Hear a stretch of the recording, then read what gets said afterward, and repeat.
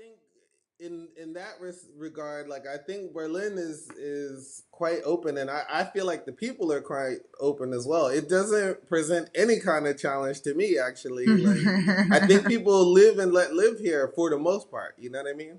At Hmm. least the people that I encounter. Yeah, You yeah, know? because it's an international, and you're probably in the circles of, young. You are in the music circles, and we Yeah, know that in Berlin it's same as yeah, Barcelona, yeah, same yeah. as every big city. But if you look in the rest of Germany, like it's famous for them being quite strict and organized and doing Mm, everything on time. So that is like, for example, this uptightness, that you can, the opposite would be like, for example, people living in, Jamaica mm-hmm, or in islands in where mm-hmm. I work and spend a lot of time in Bali. You know, But have you ever heard of axiology? no. Now don't get me. All right, this is my understanding. You can look this up later, but this is my Okay. understanding that axiology is the study of cultural value judgments, right? Ah. And so, from what I understand, it starts from a place. I think it starts from a place where the conditions that people live in kind of dictate or influence how people will perceive things Behave. and Behave. Yeah. behave, right? Yep. So if you come from a place that has a climate that allows for you to farm all year round, Mm-hmm. being organized is less important because you can just plant crops. But if you Mm-hmm. have a seasonal, like you can only, we got to plant these crops. We can only have one crop for the year and we got to make it through the year. You know what I mean? Then time becomes really important and like being organized and making sure you get it. You know what I mean? And so I think this is how this kind of thing works Hmm. or whatever. And then when people, so thank goodness for Berlin, there's people coming from all these different places with these different kinds of mindsets. And I think this is what like alters the way people, you know, perceive like what they need to do when and how, you know what I mean? Yeah, yeah, yeah. No, definitely it does. There is some logic in it and it Mm-hmm. makes sense. But I can think of quite many places in the world where people really are the opposite way of Mm-hmm. what their land or their country Mm-hmm. can provide and the lifestyle. I think it's very relative. It's Mm-hmm. very relative, definitely. But in general, what I'm trying to say with this whole story here is that the modern society and the world we're living in, and is slowly, slowly disconnecting us from ourselves and from our true nature as Mm-hmm. free human beings, Right now. as uh, as beings, connected within ourselves and our just our aim as what in this world, Okay. because our aim, we're not on this world just to work in order to pay the bills Mm-hmm. for our house, Mm-hmm. where we're staying in the city just because we have to go to that work and Mm-hmm. earn Yeah. that money to pay for that house. This Mm-hmm. is what we're talking about. 90% of people live this way. Right. So this is a vicious circle, and this vicious circle comes with these rules, that we have to follow. Mm-hmm. But time, we have to do every little thing. Everything is dissected, and that puts a lot of pressure on us. That's why there's a lot of so much um, depression, so many diseases. Yeah. We are not living as we should be living, Mm-hmm. connected with nature, you know, connected with the animals. Mm-hmm. How- just Yeah. just looking at the stars, you know, Mm-hmm. Mm-hmm. looking at the trees and the leaves falling. Who has time for Right, that? right, right, right. Yeah, So, yeah.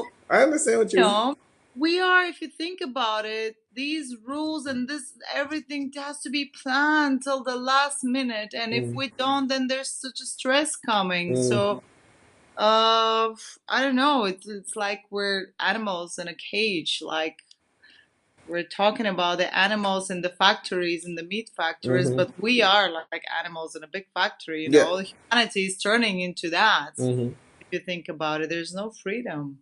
Okay, so all right. Okay, so you decided? Did you decide to change this, or because you told me how you had this experience, but Mm, clearly you had to make some decision to move towards, yeah. because obviously you could have been not open to it. You could have just got there and be like, "Yo, these people aren't organized," or you know what I Yeah. mean. Like you could have. Yeah. Well, it's been creeping in, for Mm-hmm. many years. It's been creeping in this feeling. Mm-hmm.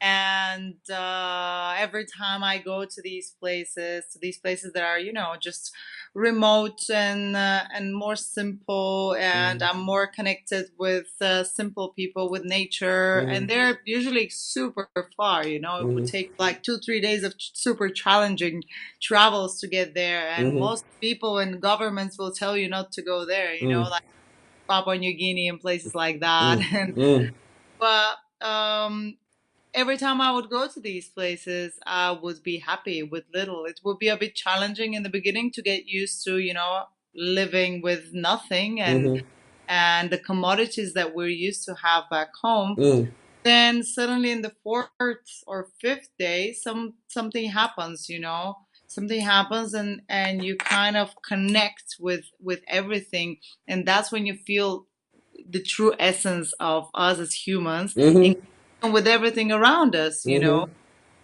Back in the city, I have to sleep in special satin sheets, and I sleep with earplugs, and I mhm, sleep in a completely dark room, mhm, and I'm like a little princess. mhm, But I go there and I sleep on the floor with no mattress, no pillow, no mhm, nothing. I eat rice for like 1 month, like white rice with nothing, and mhm. I'm happiest. Yeah. How does it happen? Why? Why does Mhm, it happen? I've been, analyzing this phenomenon for so many years, mhm, and I just came to the conclusion that that's who we are. mhm, Even though we live in the city, with all these like masks and rules, accustomed to a city life, mhm, deep down within ourselves, we are still connected. We're still one with the mhm. universe, in its Yeah. primal Yeah. primal. Well, we're animals. We're animals. Yeah, At the end of the day, we just are.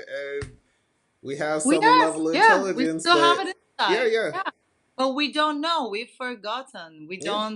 We don't have this connection anymore. If we go on holidays, usually we would go in holidays like I'm talking about generalizing here, but Mhm, people would go on holidays in a hotel, mhm, the same kind of commodities that they have back home normally. mhm, So for me, this was interesting, and every time I would push further and further because I would see that I was triggering something. That different feelings were invoked, different experiences were invoked, and I would get crazy inspiration from each and one of these trips and mhm, different realizations about who I am, what's this world, and what's my goal of being here. mhm, So I would go through like a light depression every time I would return back and get back mm. system, but it's like, yeah, I would start planning next trip next year or in 6 months Right. and live only for that. Mhm, And after many years of doing this, probably more than 10 years, I just decided that, it's I should follow my heart, and just without any plan whatsoever, I kind of, yeah, just decided to change everything for me. And yeah, there I am right now, living completely different life. mhm. Wait, It's what not you say? easy. It's not easy. I'm based between Barcelona and Bali right Mhm, now, but I travel a lot. and I'm working with some of these people that I've met along the way in these countries where I found that there is a lot of necessity in many places that we ignore in the city. We're kind Mhm. of really looking much about what's around us, Mhm. but we don't contribute. So I'm Mhm. trying to engage young people and people from our social circles to contribute and to help a little bit in Mhm. places where it's mostly needed. Mhm. So it's not an easy ride for sure, Okay. but it's So willing. so would you say then that there is a need for two both ways of living? Because what do you Yeah, yeah, yeah. If you are dedicating, for example, if you want to make a connection, like which I am trying to do now, Mhm. between the Western world, the Western society, and people like us who have been, lucky to be Mhm. born where we were born, and Mhm. that world, of course, you have to be connected. I Mhm. still have to be back in the city. I still have to maintain my social circles, and I still have to be out there, Mhm. uh, go to events, like, and do all of these things that are completely the opposite of walking barefoot and waking up with the birds and just Mhm. putting the same clothes for like 3 weeks and not giving up, you Yeah, know. yeah. I mean, it's yeah, yeah, it's yeah, you have to do it, yeah. It's Yeah. good to do it. I mean, we can't just go back and live like Tarzan. Mhm. I do respect the modern world and where we are. Mhm.